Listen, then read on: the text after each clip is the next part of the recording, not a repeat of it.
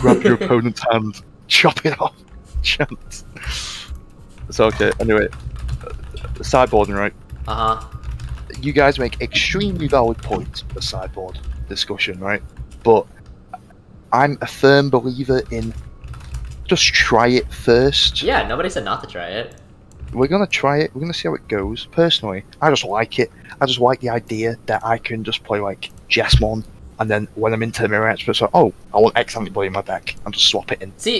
I don't think anyone's against trying it. I think the big concern that people have is we're gonna have a large majority of people that don't really care about deck building and like don't want to go through all that hassle, and they're gonna be supportive of it regardless of whether or not it's good for the game. Okay, so imagine, right?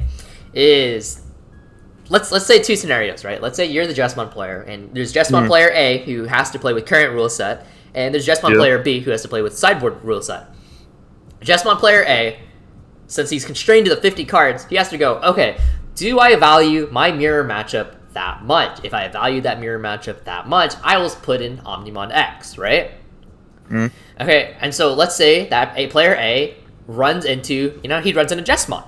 Player A is then rewarded for being a smart cookie, right? He feels good. He feels rewarded. He made a smart big brain move. Now player B, on the other hand, player B is like, oh, cool. I can just, I don't have to really put a lot of thought into it. I can just put like 1 or 2 Omnimon X's in my sideboard, and if I happen to run into it, then I can shove it in. There are no consequences whatsoever. That was not a difficult decision. There is literally no penalty whatsoever. I did not lose anything. There was no trade-off. I just shoved it in. Right? And so, player B plays. He faces Jesmon.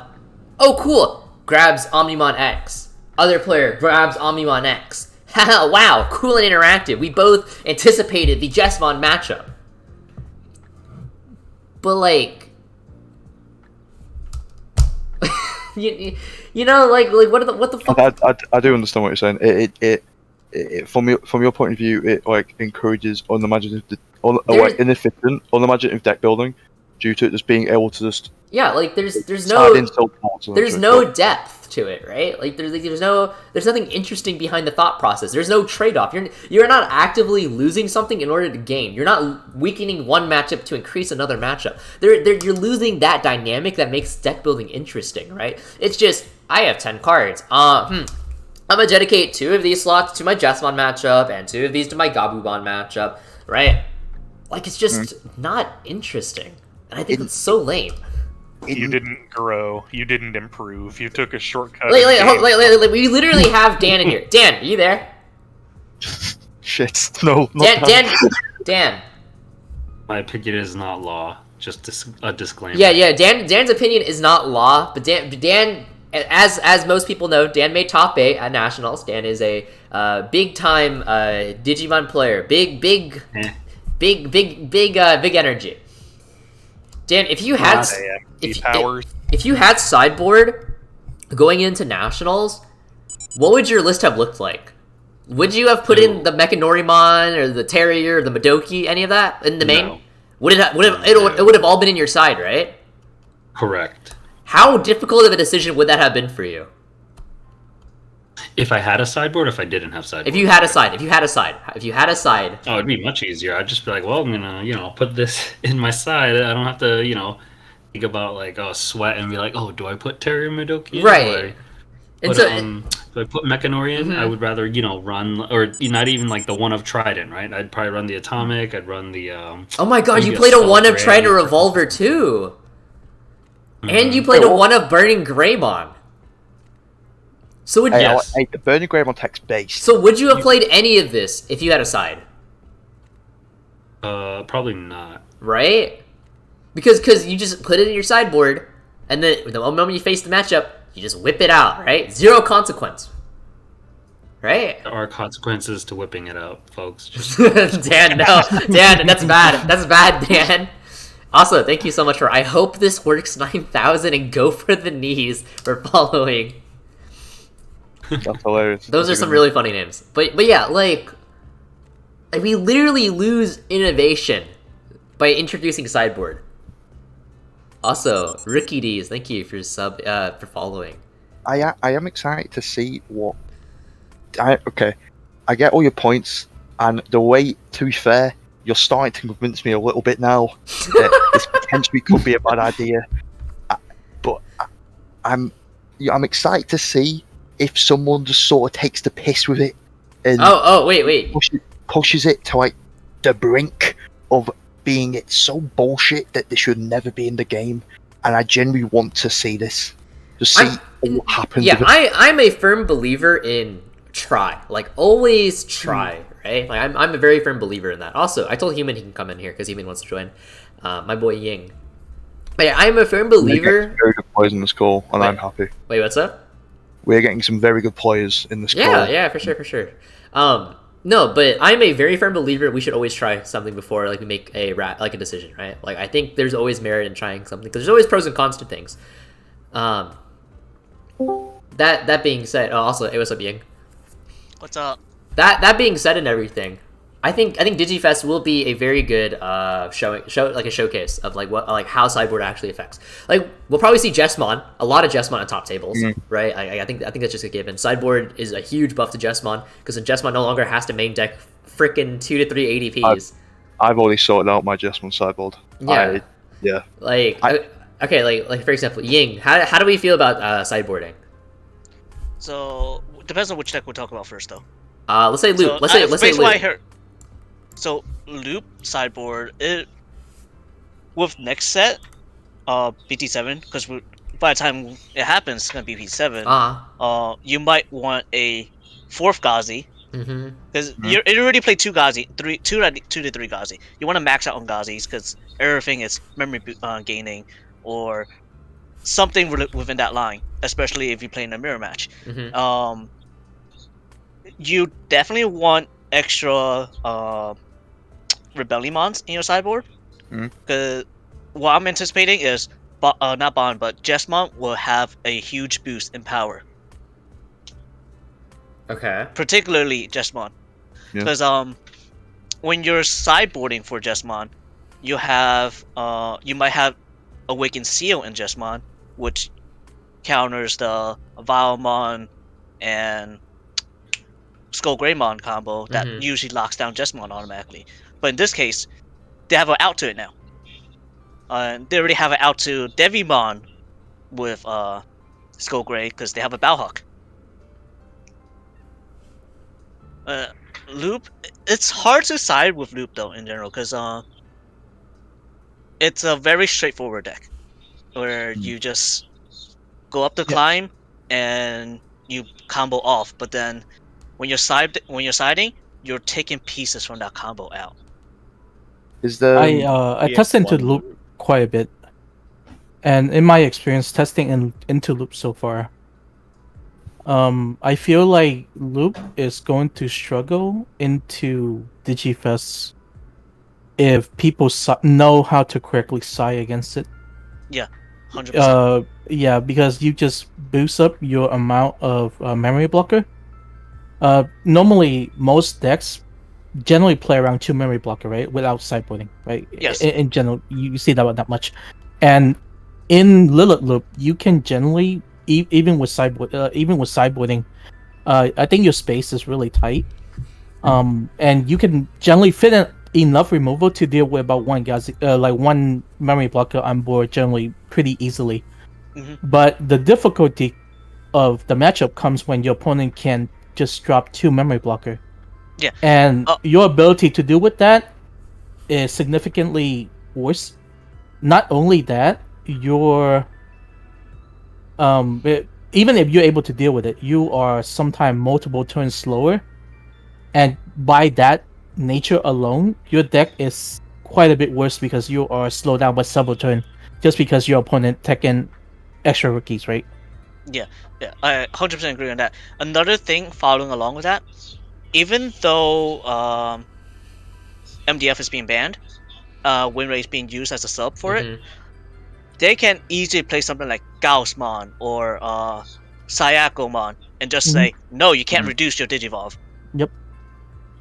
I think it's simpler than any of that. I think Loop in BT7 just falls on its own face far too often to do consistently well at an 8-round event. Is It's there too likely that you'll have a match where you just don't see scatter 2 games in a row. That's fair. That's a fair assessment. Initially, we put Loop in tier 1 because of its performance in BTO6, and also the belief that the Iceman engine will just boost the consistency. In testing, though, I have found Loop to be a little bit more fragile in the BTO7 build, so that might be something that we involve going back to the drawing board and see if there's a way to improve the deck. But currently, the Loop list that is being played has more breaking point than the BTO6 version, if that makes sense. The way I'm looking at it, because the list we see in Japan before is 4 Cerberus, 4 Werewolf mode. You may need to consider keeping Lady Devi in again and not doing the full 4 and 4 as another way of removal and digging through the deck. I think into the Digifest meta, EX1 Loop is actually really good because you can kill the memory blockers really consistently. You have the mulligan to set up. It's a slower format, so you get more time to set up.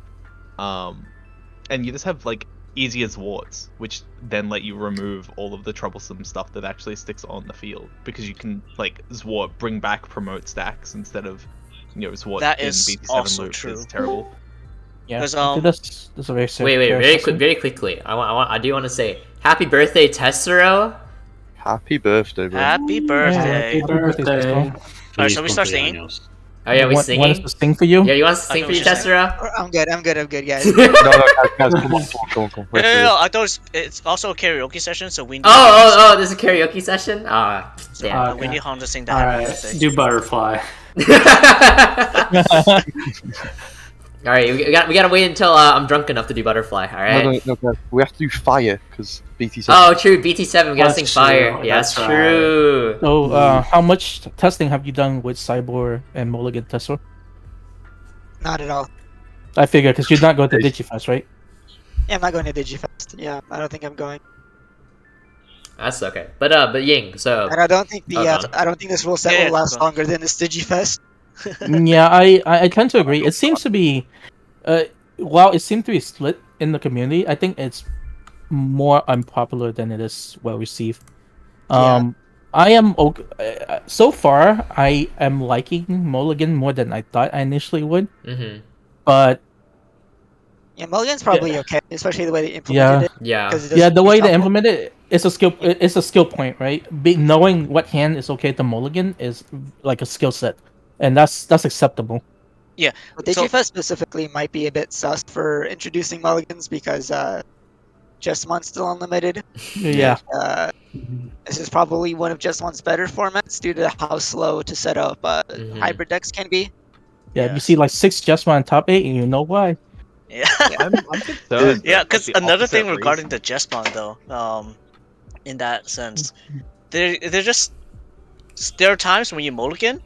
Where you open your hand, if you see 1, maybe 2, if you see 2 Jesmons and you mulligan, chances are you might not see a second one or third one anymore. But the thing is with Jesmon is that you can just like keep dropping Hux until you dig back down to the bottom. Yeah. You see the mulligan for the Hux you get the specifically. Hux. Yeah, that's why you're mulliganing. You're mulliganing for the Hux in the first place. The new Hux helped out a lot because the new Hux let you dig 5 for a sister, so you can strategically use it to dig.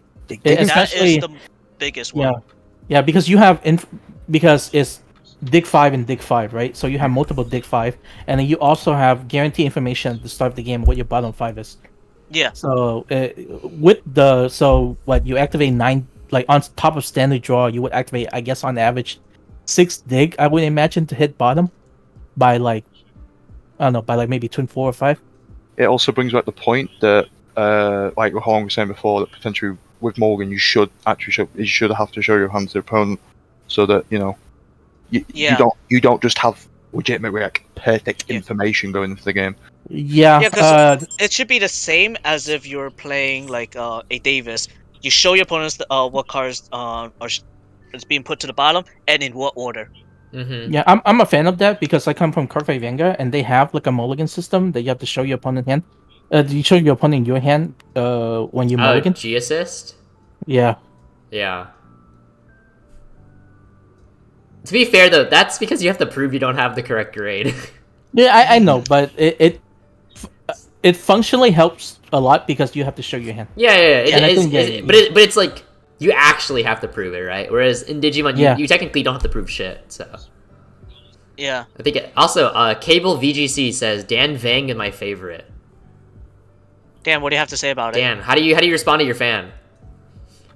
Ying is my favorite. Ying, what do you respond with? I'm sorry, Dan, but Hoang's my favorite. Hoang, how do you respond with? I love everyone. Triangle meta. Triangle meta. Rock, paper, scissors, dude. Alright, guys, could I ask you guys a question? Okay. What's up, Alice? I've been seeing. Okay, bro. I've been seeing people talk about Cerberus Loop and Wolf going into BT7. I don't fully understand how Cerberus Loop is played in this format. So I was wondering, could I potentially get a bit of a rundown of how the deck is different to how it was in the last format? Do you guys want to do this, or am I doing this? That's all you. All right. I haven't actually tested it for me. Okay. I just if you get it wrong, we'll roast you. How about that? Wait, Rusty's literally here. Rusty's played the fuck out of the deck. Rusty. Yeah, but we want you to. I have to do it. Okay. Yeah. It's your stream, buddy. Alright. Hoang Zero explaining Lilith Loop. Alright, so you have your Eismon, right? So Eismon, wait, let me get the correct Eismons. Alright, hold up. So Eismon Scatter Mode is Graceful Charity on a body, right? So draw 3, discard 2. Broken card. Right, broken, but absolutely busted card. And then regular Eismon is when this card is discarded, if you have Scatter Mode in your trash, you may resurrect this card from the trash when discarded and everything like that. So you have regular Cerberus spawn, the one on all 4 legs. Okay? Yeah. And you pop it. You pop it like a piñata. And so that Cerberus mod pops, you discard Eismon. And when Eismon is discarded, if you have Scatter Mode in trash, you summon Eismon, right? Okay, so now you have this Werewolf Mode. Werewolf Mode can attack and everything like that, okay? You can also use Digivolve it into Lilithmon, whatever you want to do. Big fingers, yeah. And then you can Digivolve the Eismon you've just resurrected into another Cerberusmon. And then you can do it again. And so that's the basic loop, is that you're basically looping Cerberus, pop, werewolf, summon eyes, Digivolve Cerberus, pop, etc. That's the basic loop, right? And then from there you can extend into like various different plays. You can like Digivolve into your Lilithmon, and grab back Jack Raids. You can use Jack Raids for that matter. There's like a whole bunch of. Why do I hear fucking furious typing? You taking notes, Ying? This is how you Lilith Loop from Hoang Zero. That's what you're supposed to do. When someone's explaining, you gotta take notes. This is going to be on the test. Yo, is chat taking notes? Chat's not taking notes. You're doing something wrong.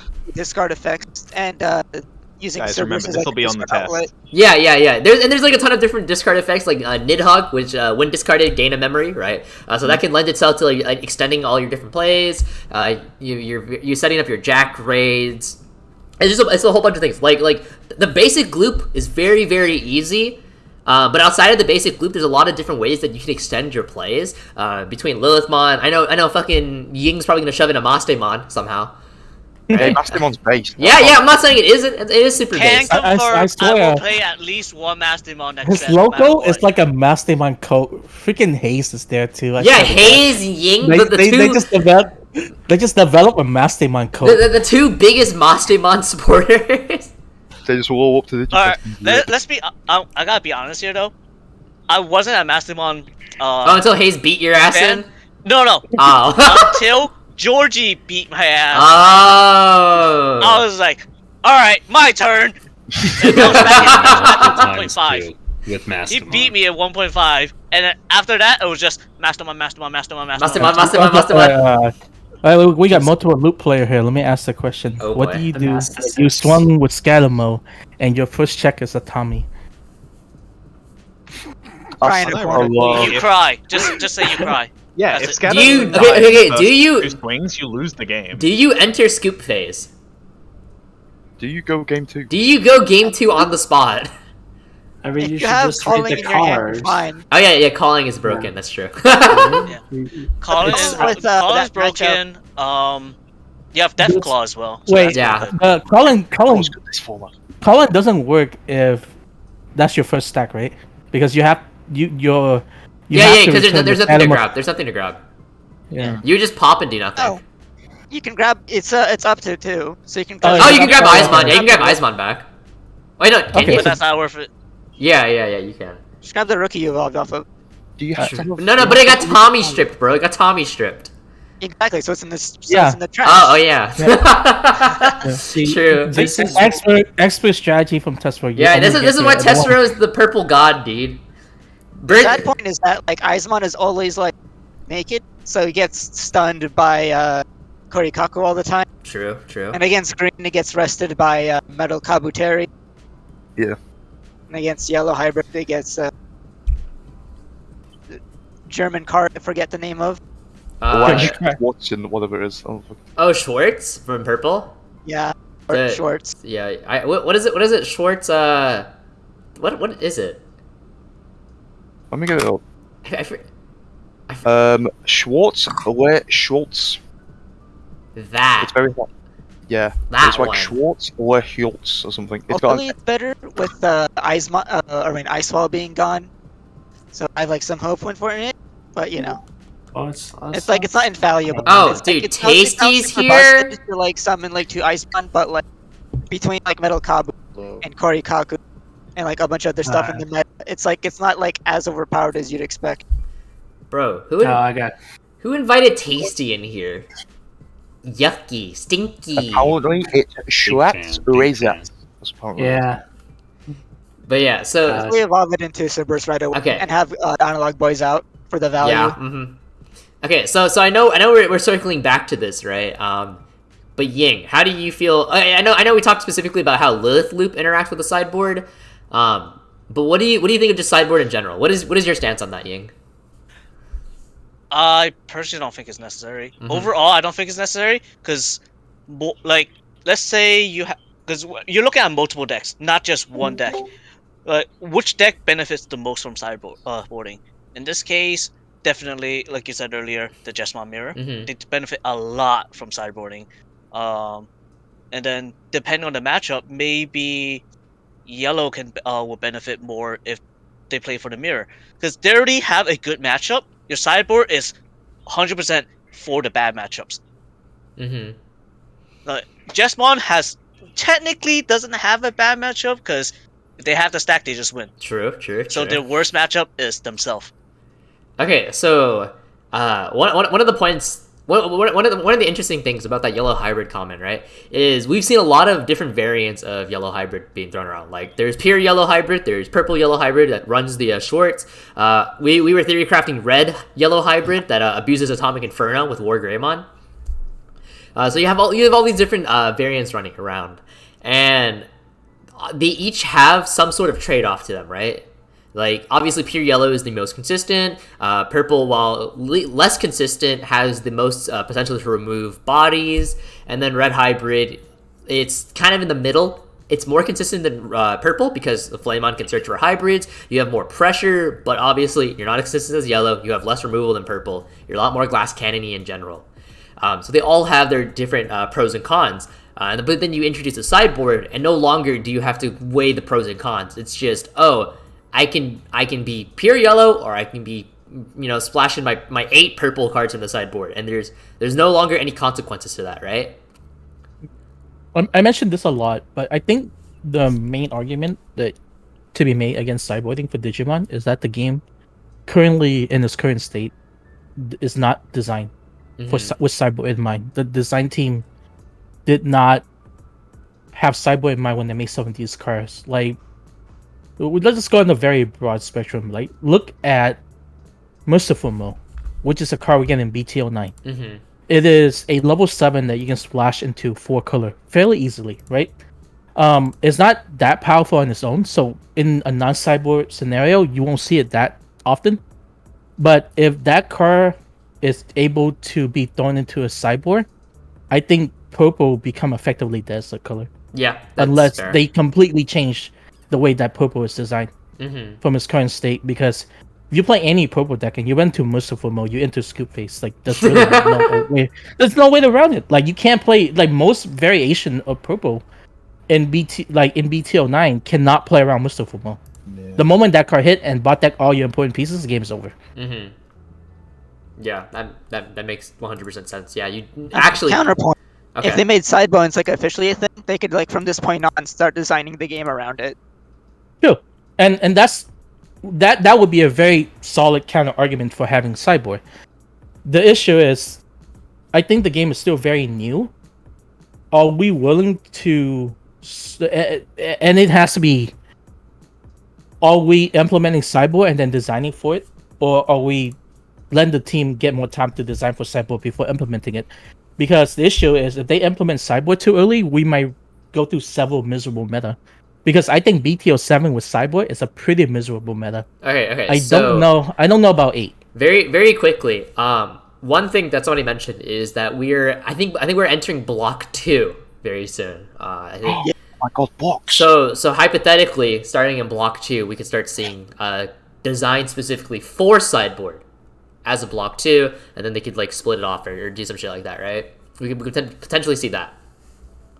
I can see that. It feels like when block 1 started, they started like making like a sort of a turning point for the way they designed cards. It was like the cutoff point for when they actually started implementing like true power creep. There was a couple of like vanillas that got power creeped out by effect monsters. At the very least, I'm glad our power creep is mostly just vanillas being power crept. That kind of makes me happy. Yeah. That's really good. If enemy gets power crept, I'm happy it's just the vanillas.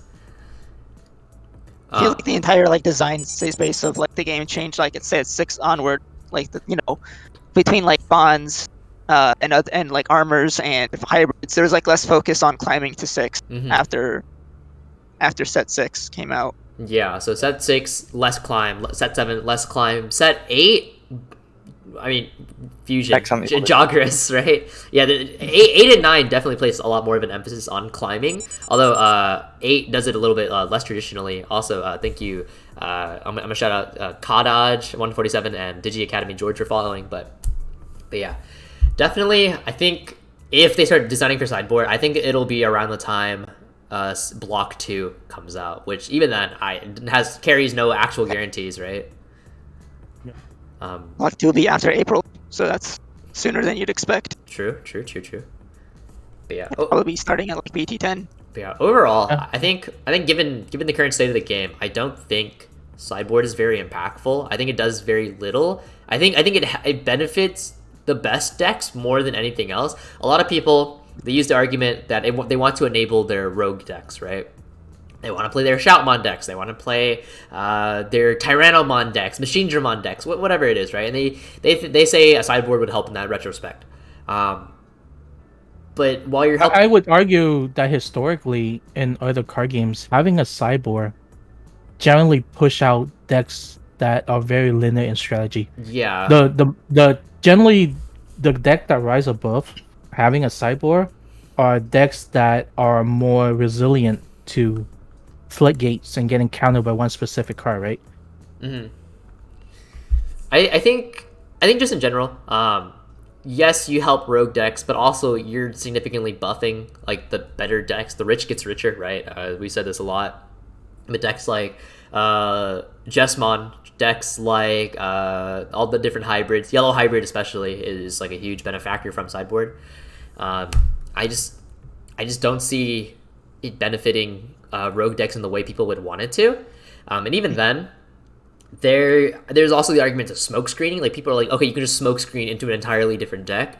And while that's true, I don't think you can do that in 10 cards reasonably. And even if you did try, is it ever actually worth it to deviate from the original deck that you have in set? Like, let's say you tried to smoke screen Tidamon or Lilith Loop into Tida, right? Like, let's say you're playing Cerberus Lilith and you want to smoke screen into Tidamon, but you're smoke screening into Tidamon who has to work with double Cerberus. That's not good. Yeah, it's not good. What the fuck did you accomplish? You know? Or it's let's say you're playing Jesmon. Oh, I'm gonna smoke screen into Gallantmon. At that point, what did you gain? You know? Yeah. There's no real actual smoke screen unless you're playing maybe yellow, you want to smoke screen into the purple hybrid instead. Yeah. Like not purple hybrid, like yellow purple, because that's at least really close. The deck's choice and cards, they're super close in what you can swap out. Yeah. So you can smoke screen Gabu Bond into ancient Gabu Bond. And let's go back to design, right? Because Digimon has this design that is very specific. It's like cars are name specific, and I know that Magic has tribal and with Mofolks and Goblin and all that, but I feel like Digimon is designed to be even much more specific than that. Like Greymon, like the Greymon protection only work with Greymon line. It's really hard for you to, like, say Tekken Greymon stuff to do non-Greymon stuff, because you just then don't have enough of a deck, right? Like the way they design decks in this game is you want to run as much of a specific name type as possible. Like, you know, for example, Jasmine, right? For Jasmine, you want to run the whole line so your Hookman get maximum value of searching out your pieces, and so on. Okay, so reading off chat a little bit, right? And one sec, I'll read chat in a second. I need to answer a DM. Okay, so reading chat, we have smoke screening is almost impossible with 10 cards. I tried twice. Smoke screening into Machine Dramon of my Black Lord Greymon Kappa. Smoke screening is much easier in Magic, where your deck is 60 and your sideboard is 15. I will say this. You in Magic especially, you never fucking smoke screen. if you're playing Magic, you're like siding in like little cards for very specific matchups. Like I play Mono Green Tron at the moment for Modern. I am never sideboarding an entirely different call into that deck. Yeah. I'm sideboarding little pieces like stuff that makes so that you can't activate stuff from their library, or they're sideboarding it. I'm sideboarding stuff that they can't play stuff from graveyard. You know, I'm not. The only game I've seen sideboarding work in is Yu-Gi-Oh, where you have decks that are dedicated go second decks because most people want to go first, and then we'll swap 15 cards. That's also true. Yeah, that's just so they can go first. Yeah, that's actually a really good point, and we don't talk about this a lot. Is that Yu-Gi-Oh very much so you side to help you go first or go second, because going first or going second in Yu-Gi-Oh is so much more impactful than going first or going second in Digimon, right? Like I think everyone can agree with that. Yes, 100%. Yeah. I can say this though for Digimon, depending on what you play. Sometimes you prefer to go first, because I'm gonna use myself as an example. I'm playing because when you play Loop, I know a lot of people like to go second because they want the 6th card. For me, I like to go first because when you go second, chances are they're gonna give you 2 or 3 memory, and at that point you cannot Digivolve Lady Devi on the back. I hate doing that. So by going first, if you get a rookie, you can rookie champion next turn Lady Devi. If not, or you could do rookie champion or just rookie and play a analog. Yeah. So like of course there are still like nuances and like pros and cons to like going first or second in Digimon, right? I think there are pros and cons to going first or second in most games, except Cardfight Vanguard for the longest time. Forehead. But given all that, Yu-Gi-Oh is definitely arguably the game where going first or second is probably the most impactful, because you go first, you have to build the board that can't be broken, and then going second, you have to break the board. So you have cards like Gamma Seal, you have cards like Dark Ruler No More, you have Nibiru, all these other like different kind of sideboard cards, right? Yeah. I'll be right back. Tyler's calling me. Tyler's calling you? Okay. No, not calling me, but calling me over because I was playing the GFG tournament. Oh! What? Just so you know, I'm sorry, Hoang, I could not play the waifu deck because it was just not working while I was taking test draws. Oh my Alright, gosh. I'll play MDF-less Lilith Loop. Okay. There was no MDF today. Ying. As punishment for not taking the waifu deck, you now owe me your Jessamon, Matt. It's now in writing. It's official. It's on stream and everything. You owe me it. Wait. But Max already had claim for it too. Oh, that sucks. Max, come fight me. No, I'm playing. Good luck. Actually, good luck. Yeah, good no, luck. I already finished. What? It's over. Oh, We what? used to say Ying played in a Guy Force gaming tournament, got first, and then came on to this. Oh. Like it just ended right at the same time, pretty much. It ended and then you started. Oh, okay. All right. We'll see you in a bit then. Man, fuck you! No, I'm playing. Okay.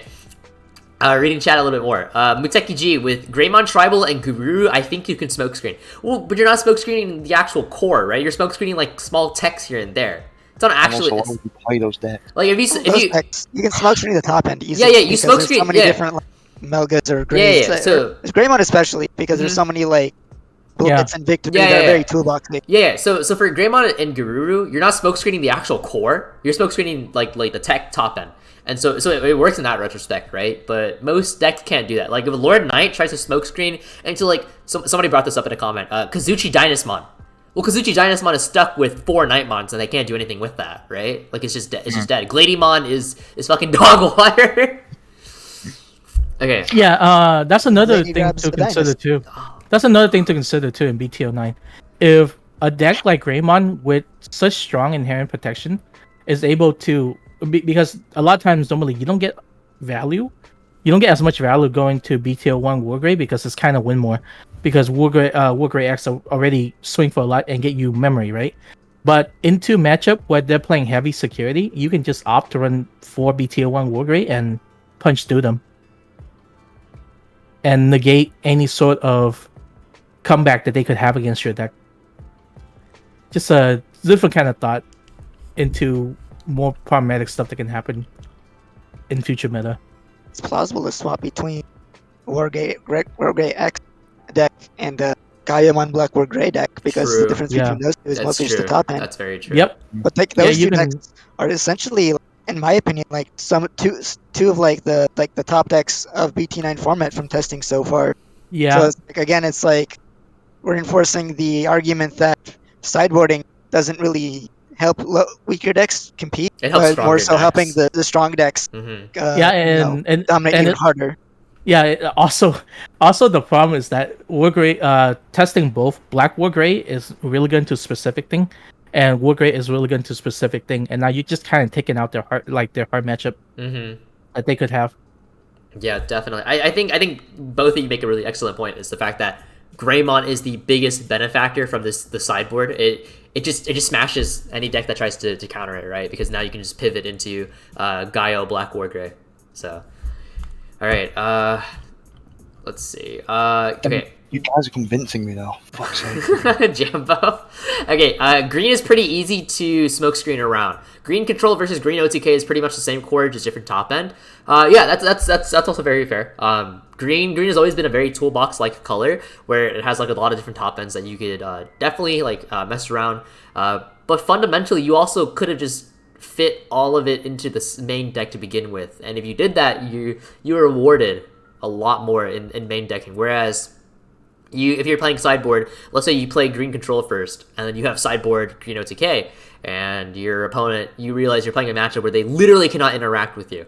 Well, suddenly you can decide in your green OTK engine, bop them on the head. They just can't do anything about that. And it's just like, was there really any actual decision making you had to put in there? That's like, it's just linear deck building, and I think that's like so not interesting. What? Could Grandis tech in red Tamers and run ADP? Yeah. And it would just be Justmon, right? Yeah. Okay. I feel like green is going to have the same problem in this format that it had every other format that it's been, the underdog, where no one plays the field. It literally has to interact with the field to do anything. I think so. Really quick, I'm sorry to cut you off, Rusty, but I think Dan in our DMs made a really good point that green actually cannot play with sideboarding in the meta because there are too many cards that fuck over green, and green. Oh, what's up? Did you see Tyler's doodle of Huckmon? No, I haven't seen it. You're in the Discord, right? I think. No, I think you re-add me. Let me add you. Yeah, shoot me back it. Yeah, but Dan and I were talking, and it's like green actually cannot play in a format with sideboard because there are too many cards that just casually like cuck green. Like between like Siakomon, stopping like Digisorption and shit like that. Wait, where am I looking? Go into Doodle Archive. It's under tournaments. What am I looking at? Doodle Archive. I'm looking at it. Do you want that Huckmon? Do I want it? Do you want that Hawkmon Doodle? Did you win it? Yes.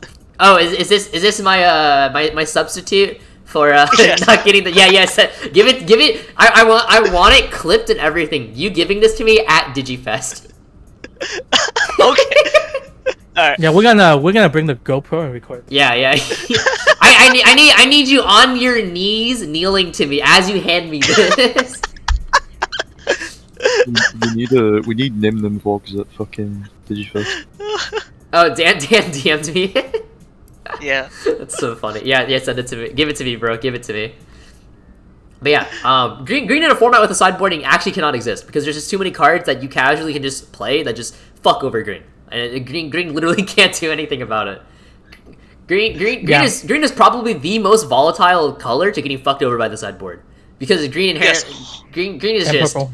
green and purple are the most volatile colors to getting fucked by sideboard. Yeah, the two color that consistently underperform compared to the other colors get screwed by sideboarding. What a surprise! Okay, so I'm gonna start speed running through these comments because fuck, there's a lot of comments, but they are all very valid comments. They actually do add a lot of depth to this conversation, which I think is really good. I think as a community, it's really important that we don't just blindly agree or disagree. I think it's important that we consider like all the different angles and whatnot. I think it's really important. Yeah, it's important that the 9 of us bully Jambo. Yeah, basically. No. Okay, in Magic, you side a card for 1 mana that automatically wins 1 matchup and does nothing on every other matchup. Yep. Makes sense. Makes I sense. mean, yeah, it does. Yeah. Yu-Gi-Oh! Oh, gone. Sorry.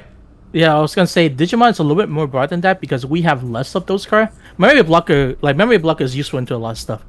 ADP is useful into quite a bit of stuff. It's rarely is a card that you slide in just for one specific matchup and it's completely useless into everything else. Yeah. I actually can't even think of one off the top of my head that see play and is useless into everything except one matchup. But because of that, sideboard become even more unnecessary for that logic, right? So, Printing hi Tyler. You got like Pillamon and Pamumon. Mm-hmm. Yeah. That counters play effect.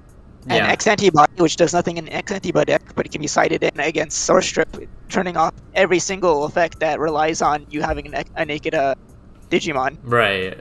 Yeah. So you just fundamentally kill off Source Strip decks. Yeah. Look at the comments right now in chat. Mm-hmm. Hayes is right. Avenge Kid is super good as a sideboard. Yeah. I mean, Avenge Kid is it feels like it was designed for a sideboard. Yeah, I agree. Yeah. It's just 100% kills 3 Muskets. 3 Muskets, yeah. Yeah, And if that sideboard existed, this deck would be 100%. Because Yeah, it's like, what would you side against it if you are playing the BL Star deck? Yeah. On plays do not. D Reaper is a dead deck. D Reaper actually can't play against sideboard because everyone's just gonna have 4 Psychmon. You just fucking can't play the game. Yep. I know everyone hates D Reaper. I know it's like a really dumb deck, but like we're not trying to kill the deck off completely, right? Yeah, that's why in Banlist proposal we try to not propose card that completely kill off decks. Is because of this. Like you can hit decks to be where they become much less obnoxious, and I'm not a big fan of killing off decks. I don't know. Is that a common thing in Yu-Gi-Oh where decks just completely die? Because of sideboard? Yes. Because the literally every 6 to 9 months. Yeah, because of because of the ban list. Yeah. A new ban list. A new ban list come out. A tier 1 decks become borderline. Wait, hang on. Yo, Tyler, I literally said hi, Tyler. Don't tell me, give me this. I infiltrated the Digi Elite shit. No, I'm playing. What's up, man? So one of the viewers in one of my most recent videos, they made a comment and they were like, they instead of using like ADP as our silver bullet crux, we should talk about Ultimate Flare. And they're like, you cannot run Ultimate Flare in a meta where Digiburst Green is a thing, right? And to that, I say like, if Digiburst Green is meta, why are we playing Ultimate Flare? Right? Like at that point, it should be a meta call. Like we should actively recognize Ultimate Flare is a bad card here and not play Ultimate Flare, right? Why don't you just play Fist? Yeah, why don't you just play Fist instead? Yeah. I mean, because ultimately, if you add a sideboard, what ends up happening is you can play Flare, not get punished whatsoever. Because now you don't actively have to make a decision, right? Where it's like, okay, there are pros and cons to playing Fist versus Flare. Now it's just, I could play Flare, and the moment I run into that one matchup that I did not anticipate, despite it being meta, where Flare is dead, I'm just gonna side in my Flare. Like that's so lame. Like I don't know how else to describe it. It's just there's no depth to it, right? Yeah. The other issue is, and I don't know if everyone here agree, but you all have played a ton of Best of 3 now. My personal opinion is one of the big skill that we have in English for Best of 3 Digimon that doesn't exist in Japan is your ability to play game 1 and go through a long game. Like you don't auto scoop game 1, right? Because you play a lot of times, even when you're losing, you're playing for information. And once you get information on your opponent's deck, then you're able to intelligently play around specific tech card that you saw them pop up in security, review to hand, or review from top, whatever, right? Like if you're able to remember that, I think that's a skill point. By adding Sideboard, you take away that skill point because now it's impossible to play around fucking anything. Like, how do you play around tech card when those tech card can be changed at any moment into your deck, you know? Yeah. So I feel like that's like a big negative for me in terms of sideboarding that takes away skill from the game. And I don't know if everyone's agreed, but that's my personal take on it. You just reminded me of a story where in Yu-Gi-Oh! There was a guy who would, like back when Mirror Force was playable, he would have one copy of Mirror Force in like a common rarity, and then if the opponent saw it game 1, he would swap it for one of a different rarity in his side deck. So he'd still only be playing one in the deck, but because it was a different rarity, his opponent now had to assume he was like playing up to 3 of them. Yo, how do I just make his opponent? How do I really ban cautious. someone in chat, bro? I think we got our first ever bot. By followers, primes, and viewers. Yeah, how do I remove this message? Yo, make me a mod right now. Yo, I got you. Alright, who wants to be a mod? Who wants to be a mod? Yo, mod me. Do it. Rusty, go away. Alright. Who's in chat? Who wants to be a mod? Alright. No. Can I be a mod just for the power? Like, I won't do anything. Just want to ego trip. Yeah, can I be a mod so my mom will be proud of me? Alright. Hey, James, you get to be a mod. Congratulations.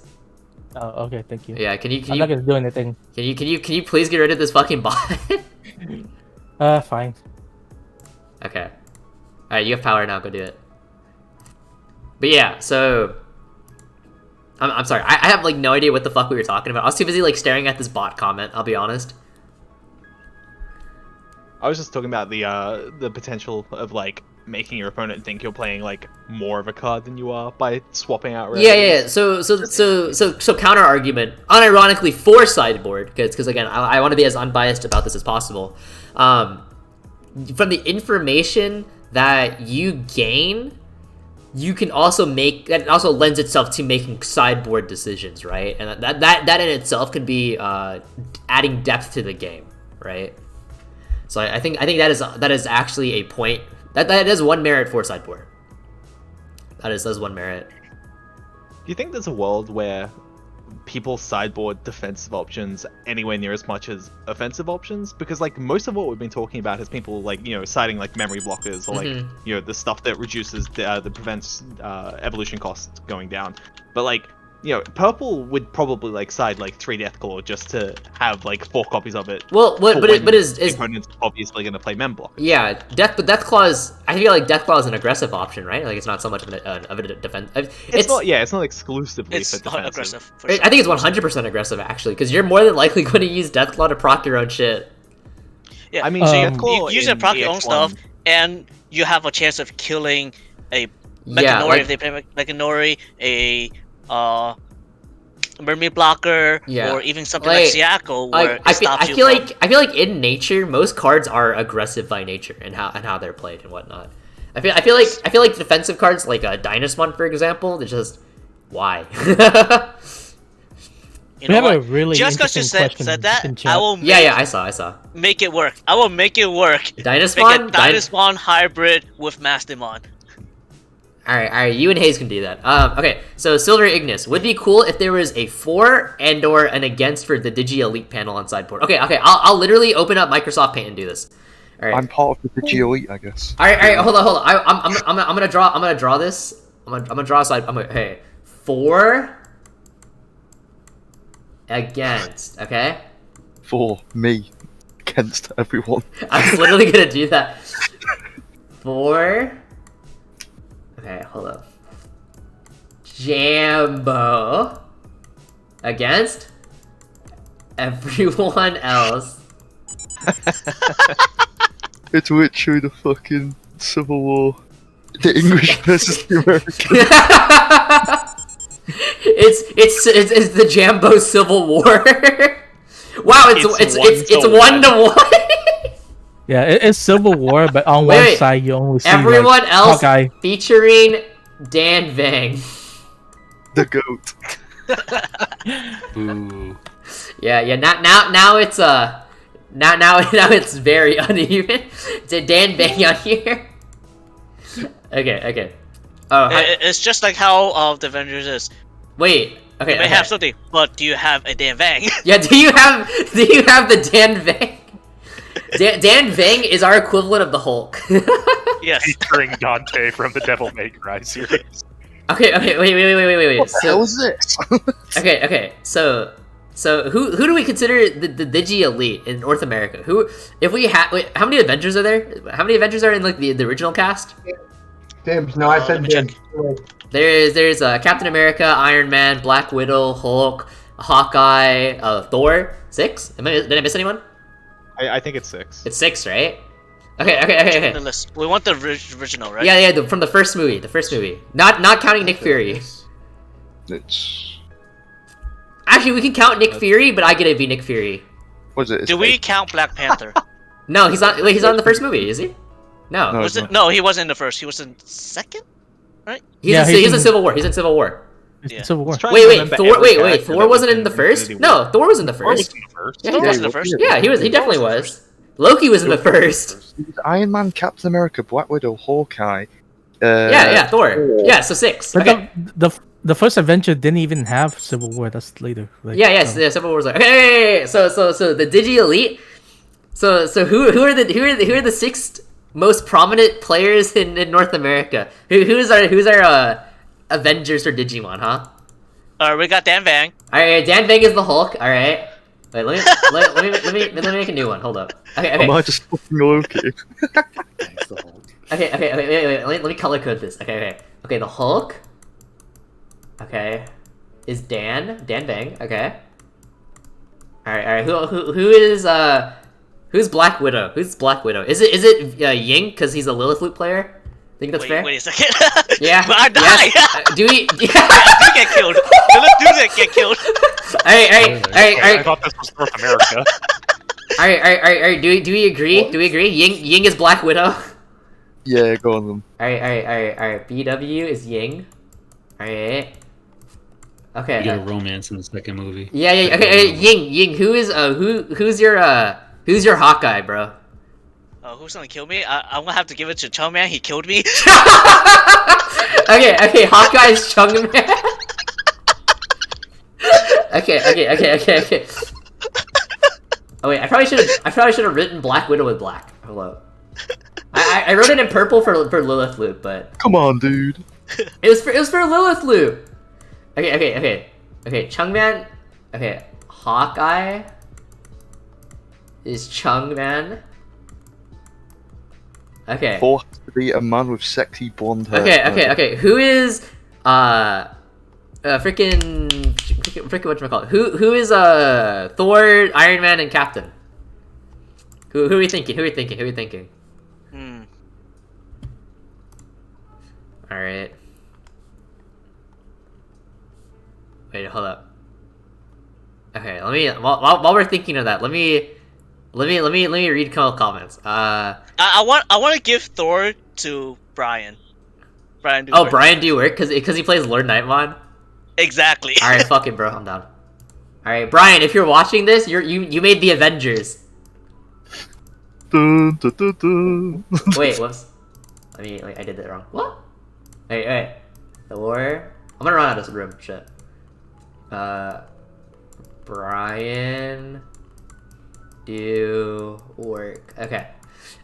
Somebody asked. Serious question. I've been playing this game since the start, and I've been playing Magic since 1999. Why does sideboard seem so bad for this game compared to Magic? It's a different game. James, do you want to take this one since I know you talk about this discussion a lot since you play more Magic or know about more Magic? I think the two biggest thing, right?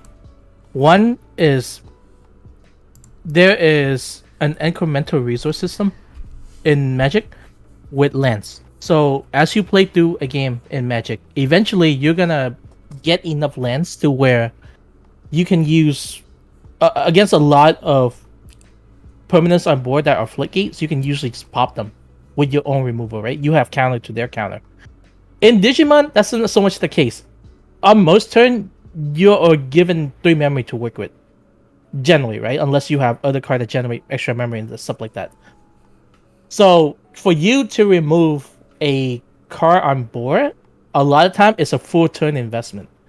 So, for you to remove something that is actively blocking you, you're giving up an entire turn worth of tempo.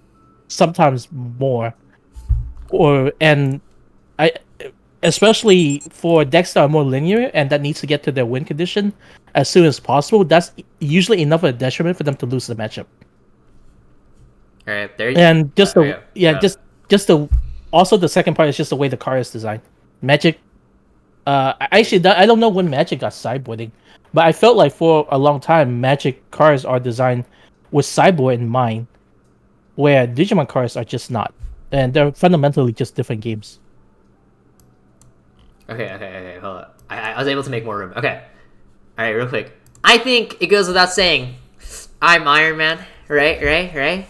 I read somebody call me Hawkeye. I think you're wrong. I think I am the smartest Digimon player in the world.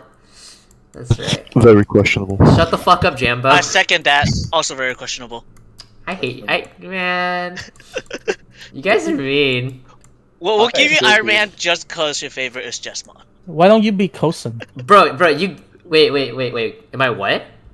Coulson. Who the fuck is Coulson? Oh, Coulson. The guy that died on the ship to motivate everyone else. No. Listen. True, Hoang died in 1.5. Listen, dude. Hey. I am the smartest. All right, you cannot tell me otherwise. This is my stream. I have power. No, this is your stream featuring Dan Vang. Somebody asked, is Dan Vang featuring Dan Vang just the eternal Digi meme? Yeah, it is. It really just is. Yeah. Okay. 6 streams. So cool that you're streaming now. I've always been streaming. Come on, dude. Just on a Twitch. Alston is Leomon. Wait. Okay. Can't confirm. Coulson is definitely Leomon. Yeah, Tasty. You were deafened the entire time. I was wondering why. Yeah, because I was editing a video in the background, and then it got too loud. I was like, oh, fuck. Oh. I just wanted background noise. Okay. Yeah, I agree. I think Sideboard might eventually become necessary for Digimon. It's just too early right now. Yeah, okay. Maybe, yeah. Okay, so Coulson is Leomon? I agree. Coulson is Leomon. Wait, isn't that Llama? Llama's a Leomon player. Llama's Leomon? Oh. Okay. No, we gotta add him in now. Dude, where's Llama? Alright, who's the Captain America for NA? See, if I didn't give Choman Hawkeye, I would definitely give it to Choman, but like, Captain America has to be a good person, can't be Hoang. That's true. I am not a good person. True. I am inherently toxic. But I mean, Iron Man is rich, so. Come on, dude. I can be. The opposite. No. Listen. I'm getting my master's degree so I can be rich. See, I'm getting a higher education, like Iron Man.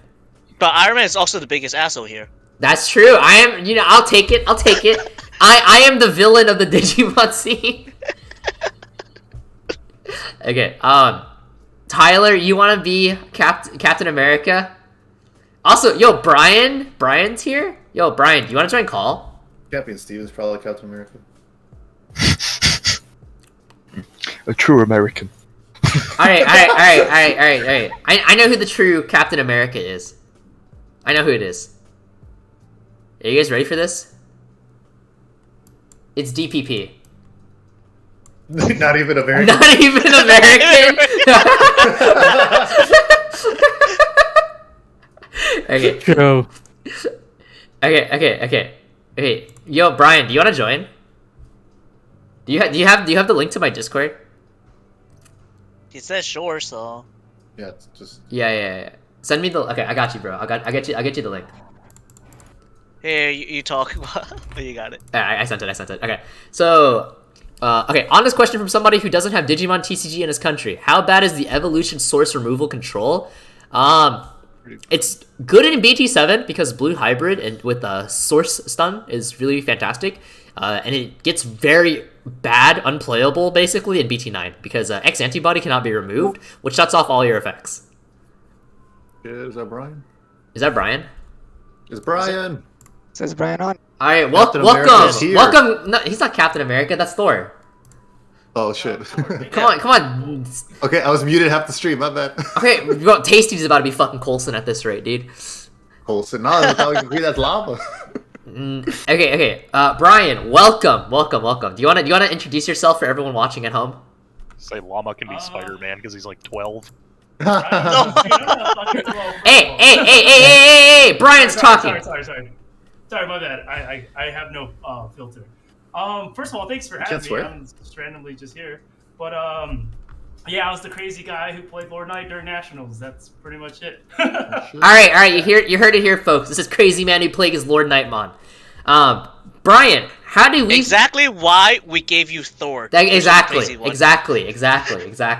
So Brian, how I gotta ask, how are we feeling about Sideboard, man? Are you with or against the church? This is the Church of Cherubi. We are the Cheruba believers. Okay. Brian, so, come on.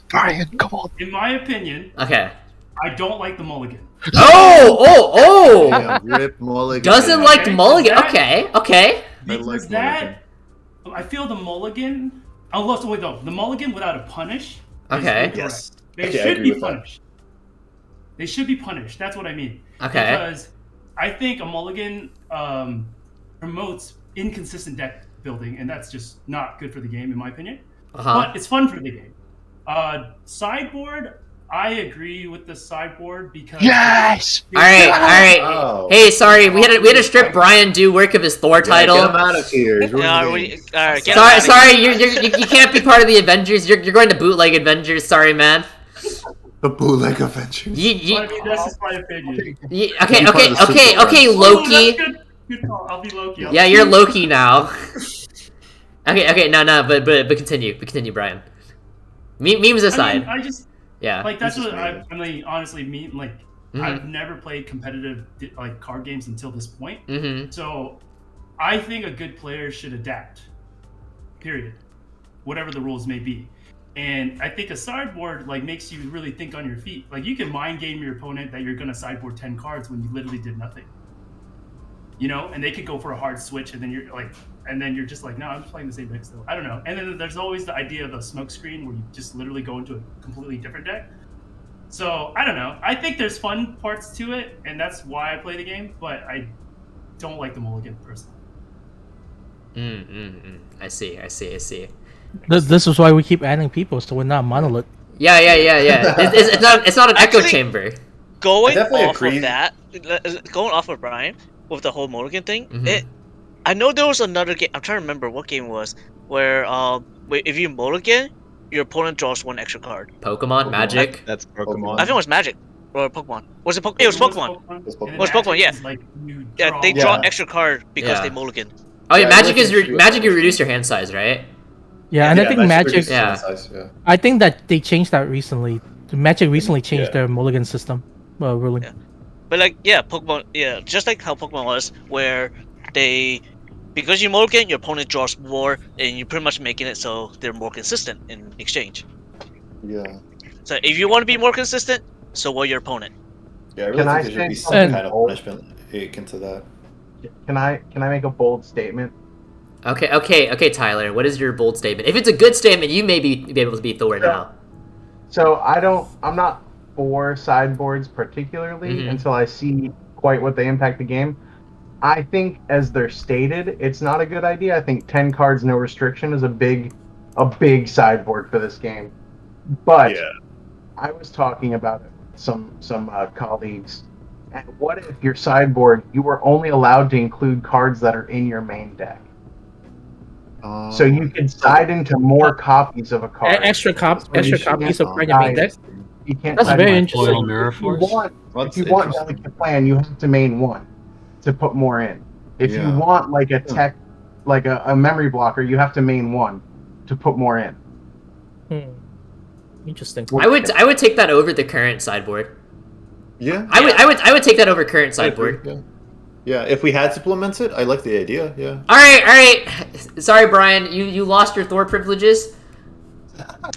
Congratulations. That was pretty crazy. Congratulations, George. No, but No, here. no, but give me 1 sec while I actually erase this, and I'll write Brian as Loki. 1 sec. If you guys want to keep discussing it though, go up, like, be my guest. I think this is like really fun and interesting. I think that is really interesting because it does force you to like still play into the consistency aspect while checking for matchups. Yeah, at the end of the day, play, like, at least one memory boost, so they could side the 3 other ones just for slow matchups. Yeah, I am still testing with sideboard though, at the end of the day, because I am interested in the impact it will have on the game.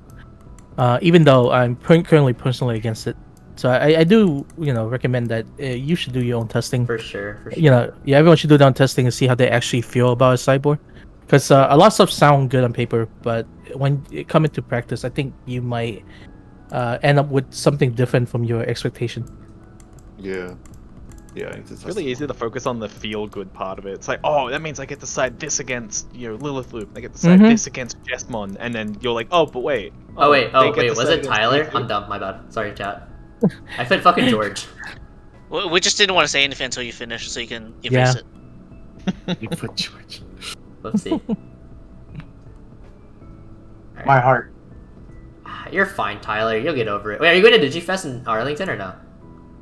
No, I live in Florida, my dude. Oh, see, that's why I put George. Damn, that's crazy.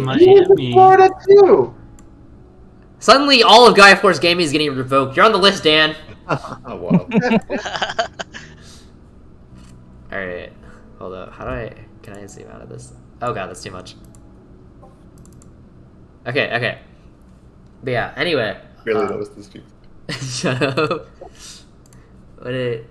Bye, Jambo. Alright, he did. Yeah, I need more hands-on practice with sideboards. To see how I really feel about it. Right, makes sense. I can agree that definitely everyone should be testing, and you should be like trying to formulate your own opinions before you just like shotgun anything or too stubborn, right? Like I think everyone should be like open-minded. I think the most important part, like I've said, is everyone should be like civil, open-minded, and like be willing to try things. Like I think people that are getting upset that people are getting upset that people are wanting to test sideboard right now. They're like, they act like since sideboard isn't an official format, they don't want to play it yet. Like that's fine, but I also think it's valid to test it because you want to formulate your own opinion. I explained it to someone at my locals because we had like a vote, and they're like, "Are we really going to sideboards?" And I was like, "Well, would you like?" I was like, "I'm not thrilled about it, but I would rather know what I'm dealing with when I go to Fest." Than have zero experience and then get blown out by something I wasn't prepared for. Get blown out now, then get blown out later, right? Yeah. Like that's a really big thing for sure. We blowing somebody now? Dan, I'll meet you out back. Give it what was it? Like Digifest? 40 minutes in Outback Digifest. Is this how you did top 8, Dan?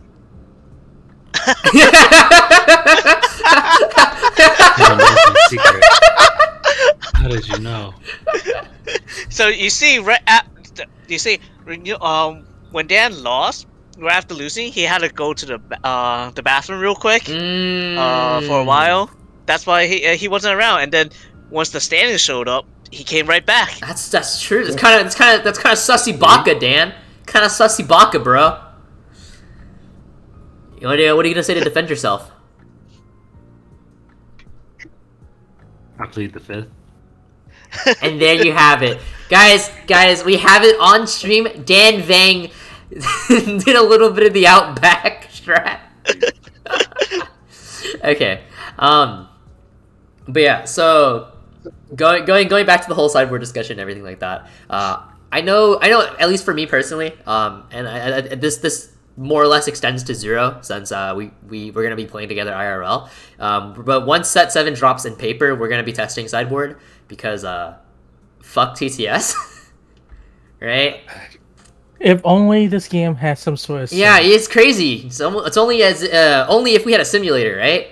Could you guys imagine if we had a Master Duel equivalent for Digimon? How amazing that would be. Honestly, everyone would be on that over I would play the card game. I would definitely wail. Like I would day 1, I'd probably drop like an easy grand on the Master Duel equivalent. I'll be honest. And like, oh, would you drop a grand on Hoang? Yeah, so I'm trying to play Tyrannomon.Christmas. Yeah, I would. I think the problem with the sim is that when we get the sim, it's gonna be great. Everyone's gonna try all the fun stuff, and then every format. I think chat makes a good point. Do you have 1K? You're a student. Chat, you fail to underestimate the ability to obtain all of your Twitch primes and subs in 4 days. You will pay for my gacha addiction. Alright? In 4 days, I will acquire all the primes and all the subs. Oh, Brian, are you heading out? Does it work like that? You can just... Yeah, I'm still doing paperwork. Oh, I'm sorry. Okay, thank you for coming on though. It was fun. It was fun. It was just nice to hang out. Yeah. One time, Bye, Brian. For real. Bye, Dan. Thanks for having me. Thanks, Dan. Dan really was the one who said. I didn't what? Know you guys were doing this. Whose channel is this? Whose channel is this? Thank you, Hoang, for having That's me. what I thought. That's what I thought. And here's that. Right. Thanks, Dan.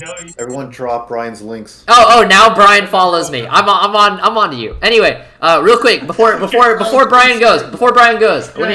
I'm gonna speed run it. Okay. Before Brian goes, guys, Brian has his own YouTube channel. All right, you guys make sure everyone is following. Why are you guys all following now? You should have been following. Actually, thank you so much. I appreciate it. But anyway, on a more serious note, everyone go check out Brian.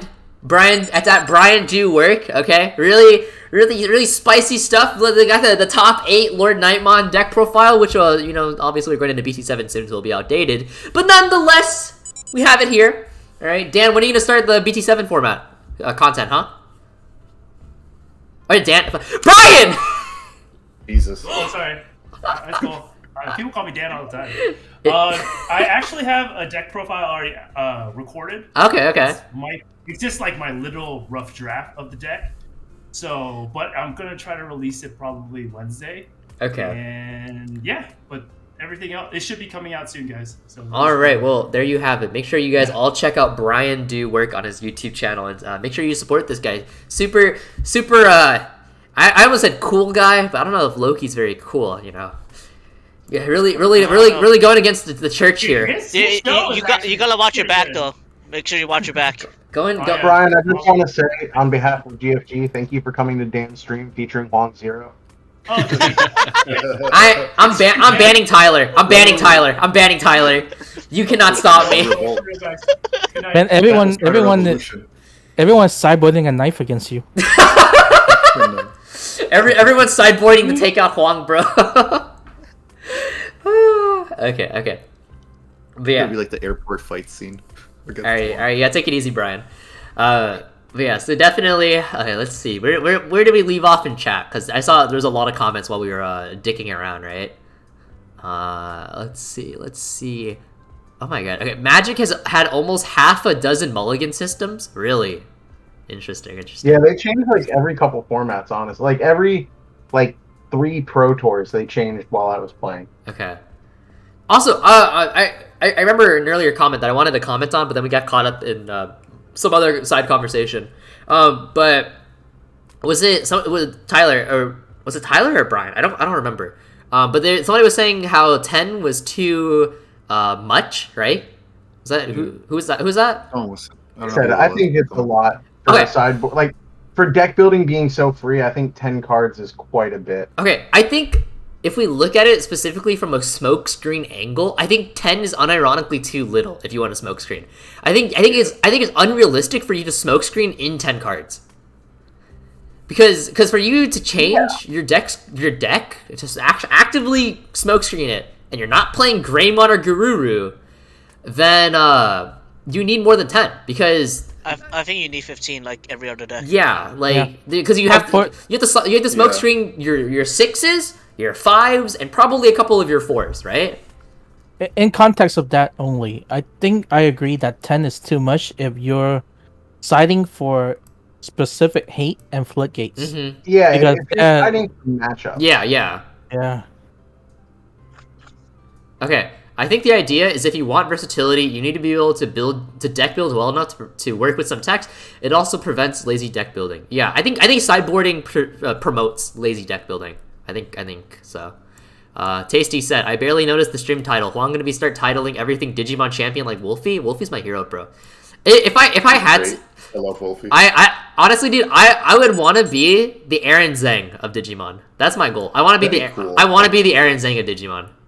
Does he have the most wins, or is that Wolfie? I think it's Wolfie. I think it's Aaron, right? Wait, is it Aaron or Wolfie? I don't remember. I think you're right. Who currently has the most wins? They're both in cool, Digimon? for sure. And like premier wins. Isn't it Dan? It's Dan Vang, no? It's Dan, no? I'm pretty sure it's Dan. It is Dan. It has to be. I think it's Dan. No. I think so. I know he has 3 first place regionals, right? Is it Chungman? It has to be.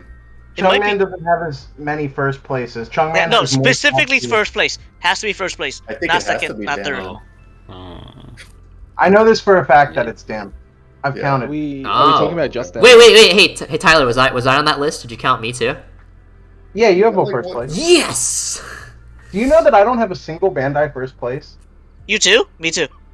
Try. Ying is best, gone second. Dude, I got first before they introduced the Omnimon. I'm so fucking sad. That actually crushes my soul a little bit. I won before Bandai decided to do cool pricing. You got some mystery invite though. That could have been anything. It could have even been a boat. Hey, you got a mystery invite. If anyone wants to buy a first place Evo Cup playmat, only 9 in the whole world, hit me up. Because I'm selling it. Does it have a memory gauge? It has a memory gauge. It has a memory gauge. Oh, maybe. Is it small? Nope, it's large. That's interesting. Yeah, you interested, Tyler? No. Are we talking about motherfucker? I'm trying to sell my first place winners mat because I didn't get an Omnimon like everyone else. I didn't get an Omnimon. Did you get first? Yeah. No, wait, what's up? What? No, you're right. You got first and you got Omnimon. That hurts. Okay. Sideboard will make cards more expensive. I mean, Digimon's pretty cheap as it is already, to be fair.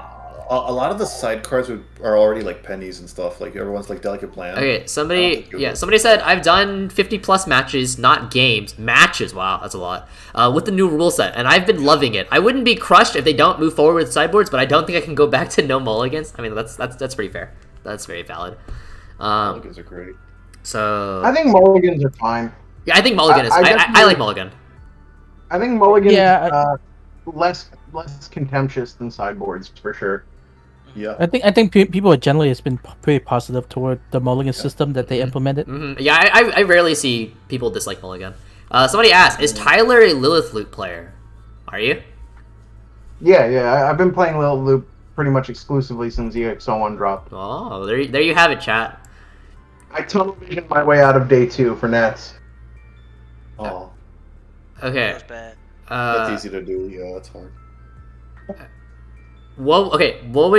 So somebody asked me, what would your sideboard for your favorite Aeosmon deck be? Well, it's called the garbage bin, right? so after game 1, I sideboard into the garbage bin and I go home. It's really effective. Why don't you just play Blue Eos? It's the best Eos.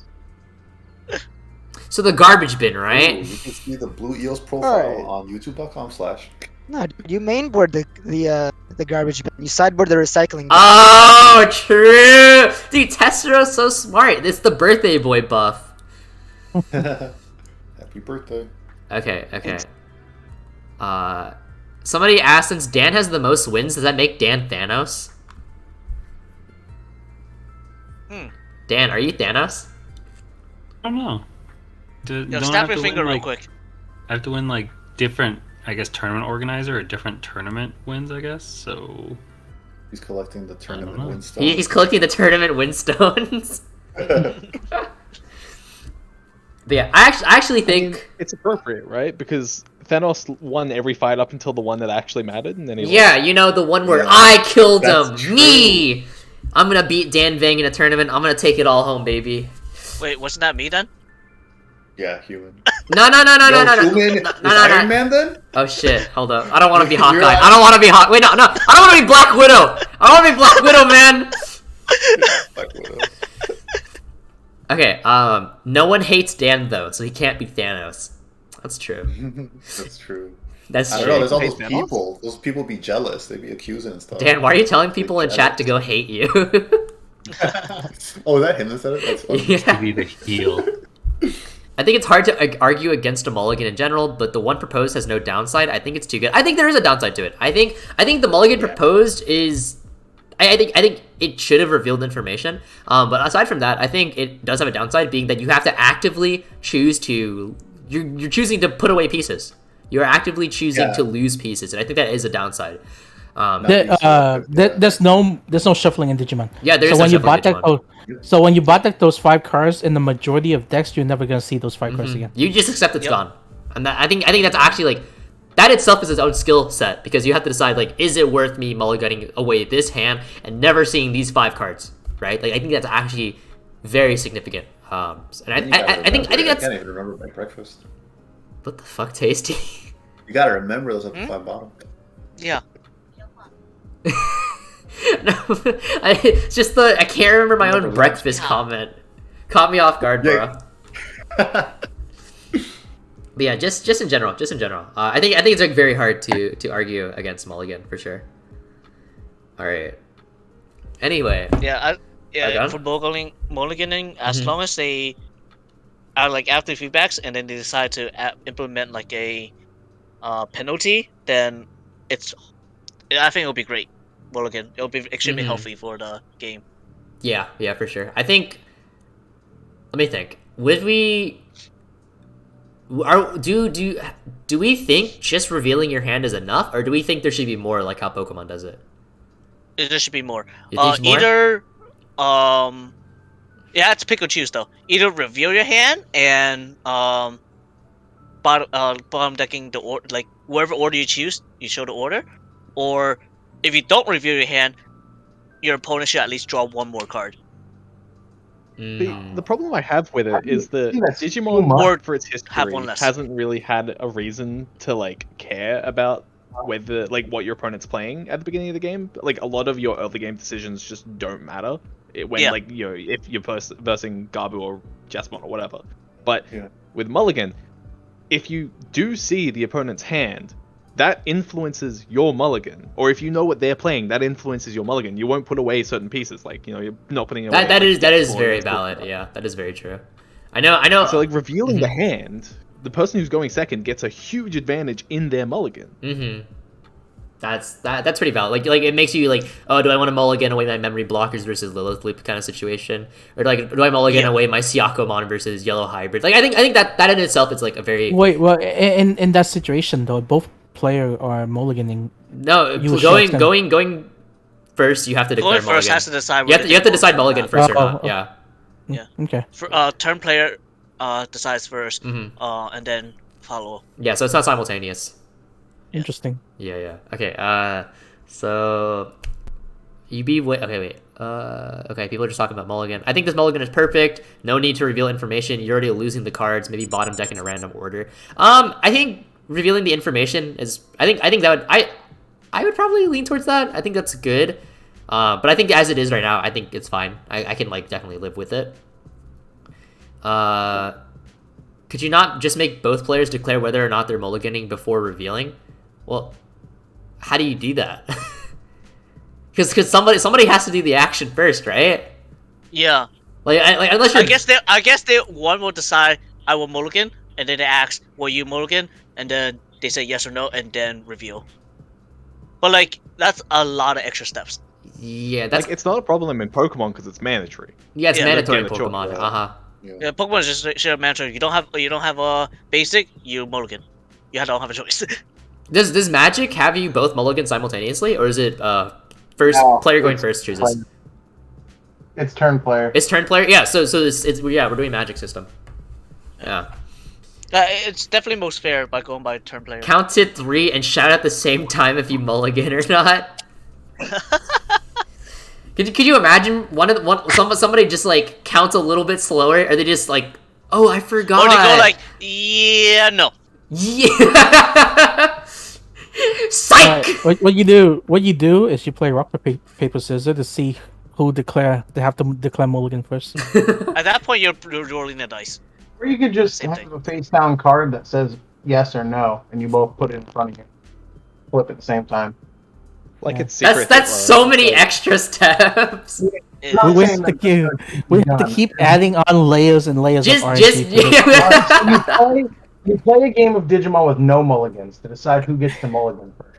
True. You have to have your Digimon. Yeah, choice. Okay. What if? No. We pull a Weiss Schwartz. Okay. We have 2 cards, and it's like, guess which card is the level 3. And if you guess it right, your opponent has to declare mulligan first. We pull a Weiss Schwartz on it. Yes? No? How do we feel? Weiss Schwartz gamers? I'm not a I'm just going to say it's going to be a dice roll. It's going to be, okay, you rolled, you go first. Your opponent has to declare mulligan first or not. Yeah, basically. What if we just keep going more and more penalization for mulliganing? Like, what if it's like, okay, you can mulligan, but you can't hatch your first turn if you do? What is happening? What game are we playing? We make more layers. Just layers upon layers. It's the only way to make sense of this world, dude. Play a game of Dragon Ball Super to decide who gets the mulligan. True. That's how Bandai keeps Dragon Ball alive. They force you to play it. Oh, smart. You have to play a whole round of DBS before you can play your round of Digimon, but you have to do it within the allotted 50 minutes. Yeah. And then after the DBS game, you have to play a game of Yu-Gi-Oh! Wait a second, that's not Bandai then. I'm out of here. If we gotta play Yu-Gi-Oh! Don't worry, it's on Master Duel. It'll be enjoyable. Don't worry, they'll forfeit real quick. They'll self-destruct. Just get the points. Apparently, okay, guys. The FTK apparently, there is a magic card, a banned magic card, that specifically has you start a game outside with a different deck to decide who will go first. Oh yeah, there's like whole sets with DCS effects like that. I think it's like half your deck or something like that. I forgot. It's an uncard, so it's from like their joke set where you play a separate game of Magic. You combine your discard pile and like your hand and stuff and make its own deck, and you play a second game, and then like the first game just basically gets ignored.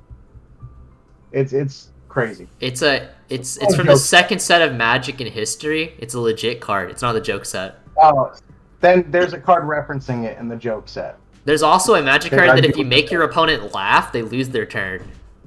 Huh. Yeah, I would fucking lose. I would lose my turn a lot. How did we get here from Mulligan? I don't know. Dude, I feel like I feel like there's only so much you can talk about Mulligan, because like Mulligan, I feel like for the most part, I think we're all kind of in the same boat. But then you got Hoang also gets distracted a lot. I do get distracted a lot. I have the attention span of a chimpanzee or a squirrel. It's not very big. Not a chihuahua. Honestly, yeah, we're in that boat. We're somewhere around there. I call him a chipmunk. Yeah. See, get Jambo back in here, so we can fight. So we can start fighting Jambo. There is one upside that I think everyone in this chat can agree to about mulligans. Or, I mean, not mulligans, sideboards. Mm-hmm. It's content that everyone wants. Like, no one will not read a sideboard guide if it becomes part of the game. Yeah. Like, I guess. I don't know. That stuff's huge in Magic. Well, you put a sideboard guide on a like there's gonna be a lot of content content creators will definitely like milk it. Say things like milk it a lot with So what you're saying is like, what could be a sideboard, what would be good, what would not be good. I've already started seeing videos. Guys, last stream. Guys. Cards with sideboard in every color. If we add a sideboard, does that mean sideboard pays for my college tuition? If sideboard pays for my college tuition, guys, yeah, we should have a sideboard. Honestly, I honestly think we should have a sideboard. Yeah. So my argument for sideboard is it helps, students in debt. It's a really good pro. Honestly, if you argue against it, you're just a bad person. Make a 1 hour video on how to sideboard properly. $1 Patreon per sideboard. I uploaded the 4-hour VOD. That's as much as you're getting at it. I'll probably upload this VOD too. I think this VOD is like really funny. I'm just saying. I think there's definitely a market of people who will watch an entire video for each tier 1. Probably, yeah. Absolutely, for that day. Like, do I start making? Hey, do we do? All right, so I get everyone's prime and everyone's sub in here, right? Like everyone's gonna sub to Hoang 0, right, guys? Why are you laughing? Yeah. Why are you laughing? You got a Twitch Prime? I think there's only one non-college student in here. We're all poor too. Who is a non-college student in here? I feel like it's a lot of people in here, no? Yeah, I'm not in college. I'm not in college. Oh, there's a majority. Oh. I'm kind of phasing in and out. Who all is in college? I'm technically enrolled. Is it? It's literally me and Playgoo, and we're both getting our masters. Grad school counts too in this. Yeah, we're the only people still in college, and we're getting our fucking masters. My brother's gonna be a doctor. Does that count? Are you your brother? I mean, metaphysically. Oh, sure. Metaphysically. Oh, by proxy, I guess to a certain extent, I got like half counts. Digimon's just a boomer game. What can you say? Makes sense. I mean, technically, if I don't get a new job, I would be going back to taking classes. What are you studying, Ying? How to get rejected from Bandai? Don't worry about it. My favorite is still anonymous person who will not be named. He applied to Riot and he got through phase 1, and then they reviewed his chat logs and they had to deny him. What? Can't confirm. Many of us in this chat. Actually, no. 1, 2, 3, 4. At least 4 of us in this chat know who it is. Yeah. And I'm the only one that knows him in person. Okay. We are really limiting down the potential on who this could be. Are they going to Arlington, Ying? I'm not too sure. He might, I think. You should drag them. Wow, it's like he exposing more information. Oh shit! I'm leaking. I'm leaking. They. It might. Not even they. It. Yo, they might as well be an it. This fucking dog. Yo, somebody clip that and send it to person in question. It in question. But yeah, oh my god. Yeah, I think most of my viewers are like 25 to 30 years old. And then like the other half is like 18 to 24. So yeah. I think most of the people always Digimon make the children's card game joke for this game, but it's like, man, no, it's like there's so many old people. Like, I was surprised how many people who are married or have kids in the Discord. It's really funny. I'm always surprised. Yeah. Married. I was shocked. I was like, how do you guys have time with American kids to play this game? That's the thing, though, right? Oh. To play a children's card game, you have to have children. You have to be an adult with money to play it. That's true. That is true. Especially you just steal your mom's credit card if you're a kid. No. How does a teenager up for Yu-Gi-Oh these days? Steal your mom's credit card. That too. I think the funniest thing was one day out of fucking nowhere, because most of my Discord is all adults. We just started talking about taxes and how to do your taxes and shit. We were literally just talking about taxes. Oh, okay, I need to still fill out mine. Tax evasion? Oh, of course, that's Cross's first words in this damn call. What? Of course. Get out of here, Cross! Bro, I was asking about tax evasion. Someone give me my tax return. I still have last year's that I didn't get back yet. Mine out. Thank you for reminding me. No, I have this year and last year's tax return to get. That's 2 years worth. Okay. What? So somebody did Zero. One of Zero's friends. He put into shopping cart on TCG Player an entire adventure DPE PK core. And how much was it? It was like $1,236 or some shit, right? Like 1,000 of it was just drop and like yeah, like it literally costs you over $1,000 to start to get into Yu-Gi-Oh from scratch to play the meta deck right now. Why is drop $100? Why is drop to 100 each right now? That's so dumb. Is it? Here's the thing about Yu-Gi-Oh. Because I did play a long time ago before I quit. Yu-Gi-Oh, majority of your money is in your extra deck. Your main deck itself is maybe like 200-300 at most. I don't think that's. And then your I don't think that's true extra anymore. deck is like $1,000. I think that's what it used to be, and now it's like both are just stupid expensive. Yeah, like a current Yu-Gi-Oh player tell me like average, like just an average competitive deck is like $1,200-$1,300 plus. Yeah, because 3 droplets alone is 300. Well, it's because you need so many like. Droplets 100. Ash Blossom is 23 to 30. Yeah, it's actually like 30-35 now. Wait, did Ash Blossom go back up? It was printed in a structure deck. Yeah, the common is like $23 or some shit. Oh my lord! I gotta sell my Ash Blossoms. I don't even play anymore. And the deck. You're just playing like just your basic staple alone could also like almost $600.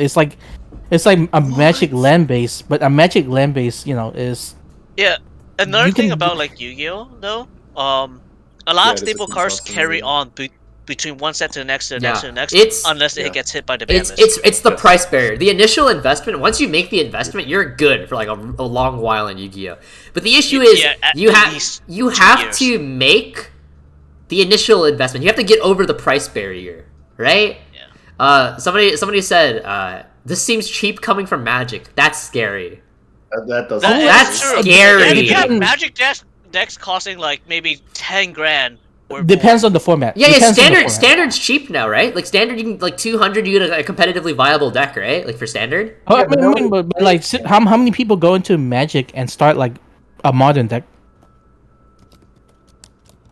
How much is modern? We all just went quiet.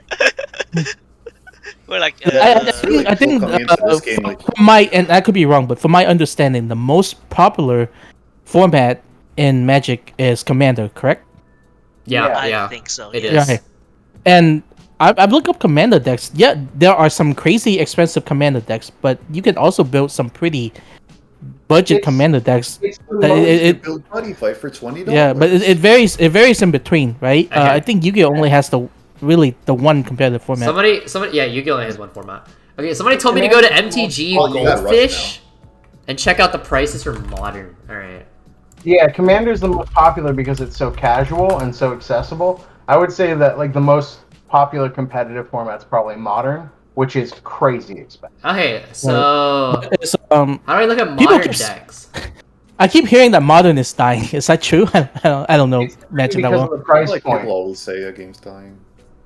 Like it's not dying. It's just the barrier of entry is so high. So like Magic started with Pioneer. And like that got kind of popular. People went back to Modern because it's just like a fallback good format. At least from what I've seen in my local area. Nobody plays Standard. Everyone just plays Arena if they want Standard. Fair enough. Chat, where am I looking? What am I clicking on? Scroll to the top and click on decks. Price a deck? Is that what I'm looking at? What am I looking at? Click on decks. What do I do next? But yeah, metagame. All right. You can go to Metagame Modern and just look at the top decks. All right. So for standard, so we have 300. Wait, can you guys see it? Do I need to share my screen or no? Can you guys just see it off stream?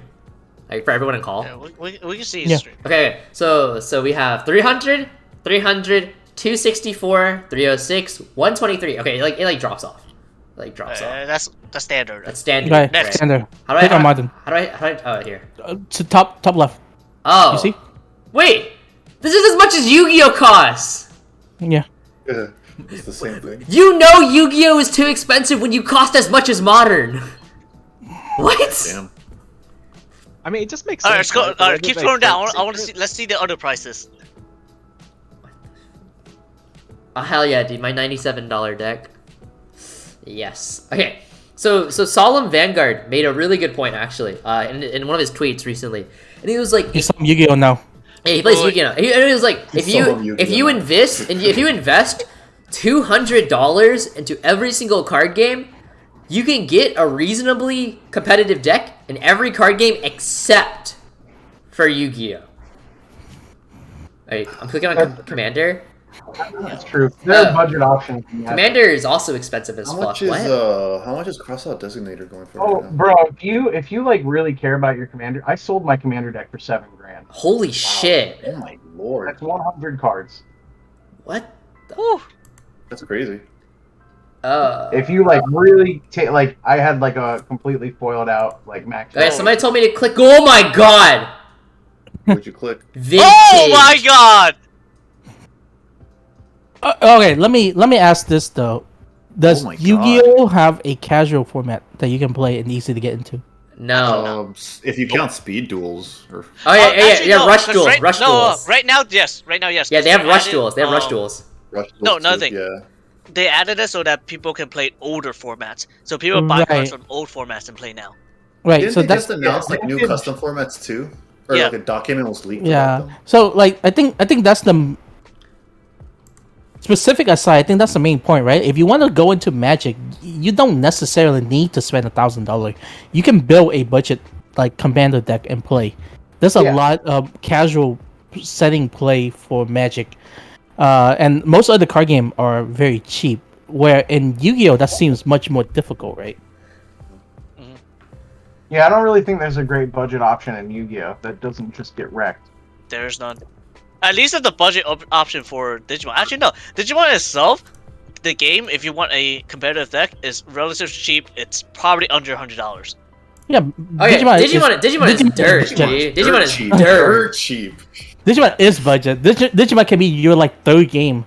That's why like I feel like you probably build every deck in the game. Honestly. That's why a lot of people. Yeah. That's why a lot of people are getting into Digimon. I think it's just because it's like they look at a Mana deck list and it's like, wait, this is $100. That's like one card in Yu-Gi-Oh. I'm in. You could literally build Gabumon for like $60. Yeah, Gabumon was like dirt, dude. I think Gabumon himself is like $2 now. What is the most what is the most expensive card in Gabumon? Davis. It's the promo Gabu at 15, I think. But you know that's not even mandatory. That's not even mandatory. That's the thing. It's not even mandatory. You're right. Now. Absolutely. It's definitely Davis. What? He tanked? Why did I sell it at 15? Tasty, you dumb. Oh, hey, we have Alex. We have OT Shake. My boy Alex Mendoza joining us. Another Digi Elite. What is up, my guy? Giving out full government names. Hey, how's it going? All right. Alex. Damn, Hoang really said nothing when I joined. Feels bad. Llama. Toxic. All right. Hi, Llama. Hi, Leomon. Hi, Llama. I see how it is. Okay. What? You gotta call him by the other name. Come on now. Colson. Hello, Colson. Colson. All right, Alex. What is our stance on Mulligan and sideboarding? What do we think? Mulligans are good, I think overall. Sideboards, I'm not sure yet. Okay. I know your guys' locals have been testing a lot. That seems like the standard. So, Alex, your locals is the one that's hosting the DigiFest, right? Yeah. I think the store owner and the Digimon. So I know your guys' store has been playing a lot of sideboard to test the format since you guys are the one hosting the event. And you know, from what I've been able to tell from our message, our brief chats, is your store really likes sideboard, right? Yeah, I think most of them like it. I think the player majority just likes having more options, regardless of how it affects like the power of their deck. I think they just like want to be able to make those decisions on their own. Okay.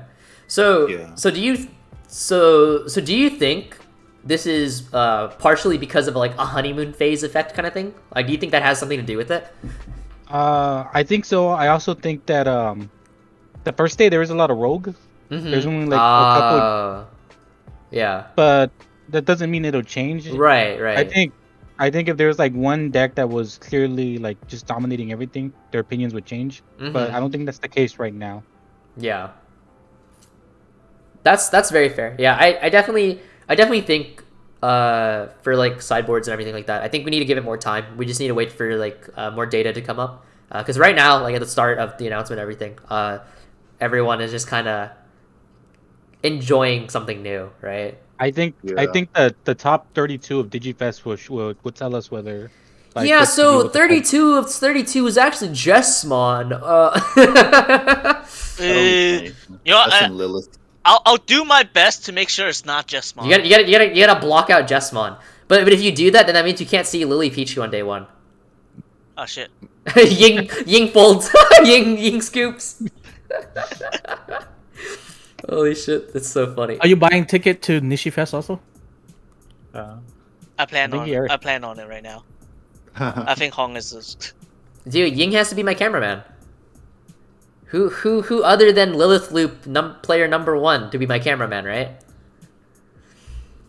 Dan Vang. Dan's not going though, so Dan can't be. Sad. No? Oh, yeah, fly him out, man. You got the YouTube money. I think it's because wait. His YouTube money is for his college situation. True. His Twitch money. Yeah, Twitch money. Yeah. There you go. You're going to Texas, right? Oh, Brian's still in chat. Yeah, I'm commentating Texas. I'm one of the commentators along True Champion Steven and Ryan the Neighbor. Yeah. So Neighbor's really good. Dude, this is why I'm gonna become the next Aaron Zhang. I'm just gonna stop playing tournaments and I'm gonna start commentating everying. Yeah. I'm actually the next Aaron Zhang. I am the different fight. I am the Aaron Zhang. But yeah. So I think both events are gonna be fun. I know Miami sold a ton of tickets today, right? I think like maybe like 100 tickets left or something like that. So Miami. Yeah, it went up. Yeah, it's spiked. So Miami should be selling out hopefully before the event. And even then, I think depending on the results of Texas, I think that might influence Miami. It'll probably like increase Miami sales and whatnot. There's 174 left. Yeah. I think DigiFest Texas is gonna like probably like increase it. To be honest. Yeah, I think this will be a very it's fun definitely event. when if people are gonna enjoy DigiFest at Texas, they may do like a last minute trip. Over. Yeah, like also go to Miami and stuff like that. Yeah, I think that's. I am one of those that I'm thinking about. I want to see how I like it. Yeah. And if I have extra time, I'll fly down only if I can find a place. Ying was like, if I have fun at DigiFest Arlington, I'll go to maybe go to Miami. And I was like, of course you're gonna have fun. You're hanging out with me, dude. Like what? It's impossible not to have fun, you know. How far apart is Miami from Texas? Like it's like a week. It's like a week. A week. It's like a week's worth of time. Oh yeah. So unless you mean distance, in which case it's like. Yeah, I thought you meant distance. No. Was like. No, I meant time. Yeah, it's like a week. It's March 19th to March 20th, and then the other one is March 26th to March 27th. It's like exactly a week. Yeah. So if you take like 14 days off of work.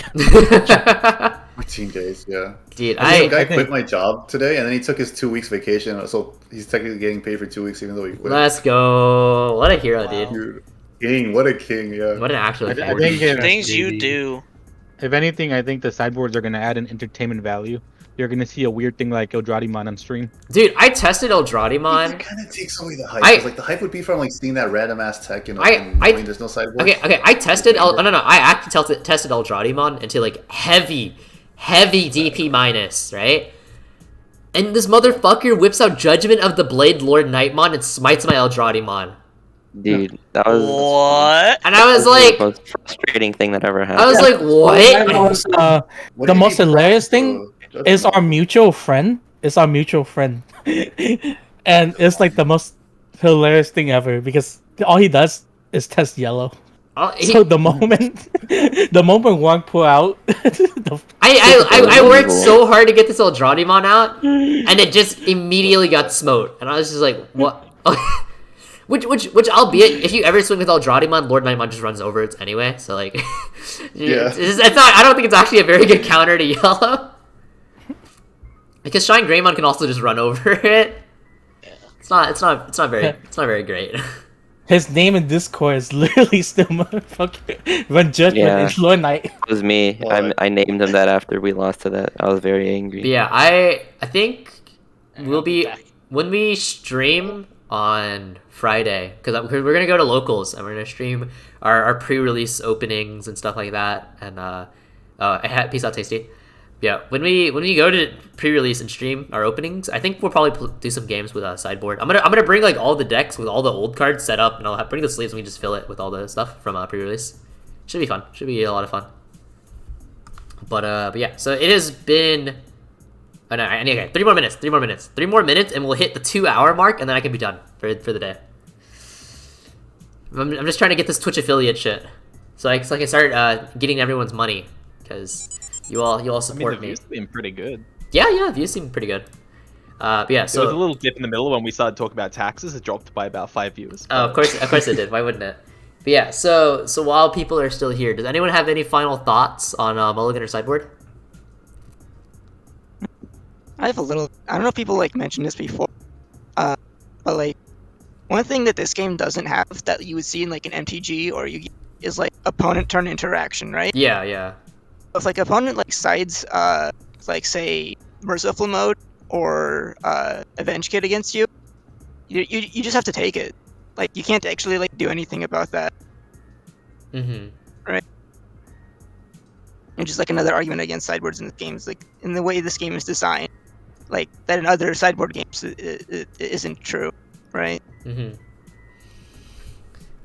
Alright, so Shafiki Light said, will the stream be available afterwards to saw you live now? Yeah, the VOD will be archived, and then we'll probably re-upload it to YouTube. Will you ever try drafting in Digimon? I did it once. It was pretty fun. It was during 1.5 format. Sorcerismon just got a Digisorp, a lot of random shit. It was pretty cool. But yeah, I think drafting is pretty nifty. I know a couple people in hard mode games also set up like some drafting tables and whatnot, right? I think a while back. If not hate cards, what are the best engines to side in? I think it's hard to side in an engine because 10 cards is not enough to like do an entire smokescreen. Maybe Alice. Yeah, maybe Alice Searcher. The only one that we talked about that was like actually viable was like swapping from like red or yellow base yellow. Yeah, it's primarily yellow hybrid. Like it's like yellow hybrid and Jesmon are probably like the biggest winners of sideboard. Yeah, or top end for deck that's really similar, like Blackboard, Greymon, and Greymon. Yeah, like okay, so somebody said small engines like Guilmon and Dukemon, turbo. So like turbo into 6, and like you can, but is that worth like siding? Is that really worth siding? Doesn't feel like it is. Yeah, surely if that's your plan, you play it in the main. Yeah, like you would probably play it in the main. Yeah, like the issue. Yeah, the issue is like a lot of cards that you would quote unquote sideboard, you would be main decking anyway. So like there's really like no, you're not really adding anything to it. I think siding rookies is not that great. I think you should keep those in the main deck, like Chumon and stuff. I think Ultimates and Megas are like the big difference makers for sideboards. Right. I like level 7. If level 7 become more versatile. I like how Dan in chat made sure to note that we hit the 2-hour mark. Thanks, Dan. What a homie. Man gotta go. Man gotta dip. Dan wants to get the fuck out of here. All right. I'm kind of scared that we'll have Craniumon be in every side deck. I feel like Craniumon would just end up in every side deck. Yeah, I feel like that's like very likely to happen. Yeah. Okay. Anyway, thank you guys, everyone, so much for coming out. Shout out to all of the people that joined the call. Really, it was a lot of fun. Thanks for everyone for joining my stream.